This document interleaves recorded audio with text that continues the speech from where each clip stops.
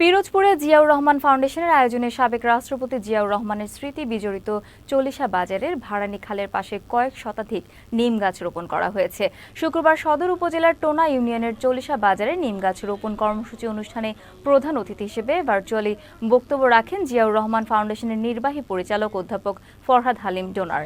জিয়াউর রহমান ফাউন্ডেশনের পরিচালক সাংবাদিক হাফিজ আল আসাদ সাইদ খানের সভাপতিত্বে অনুষ্ঠানে বক্তব্য রাখেন জেলা বিএনপির আহ্বায়ক অধ্যক্ষ আলমগীর হোসেন, সদস্য সচিব গাজী ওয়াহিদুজ্জামান লাভলু, যুগ্ম আহ্বায়ক শেখ রিয়াজউদ্দিন রানা ও জেলা স্বেচ্ছাসেবক দলের আহ্বায়ক মনিরুজ্জামান মনি সহ অনেকে।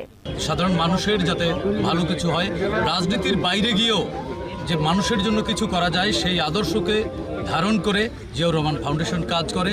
আজকে যে এই যে নিম গাছ রোপণ করা হলো, এই নিম গাছ হচ্ছে জিয়াউর রহমানের খুব পছন্দের গাছ এবং জিয়াউর রহমানের ৪৪তম শাহাদাত বার্ষিকী উপলক্ষে জিয়াউর রহমান যে খালটি কেটেছিলেন সেই খালের পাড়েই আমরা গাছটি লাগিয়ে অনেকগুলো নিম গাছ লাগিয়েছি।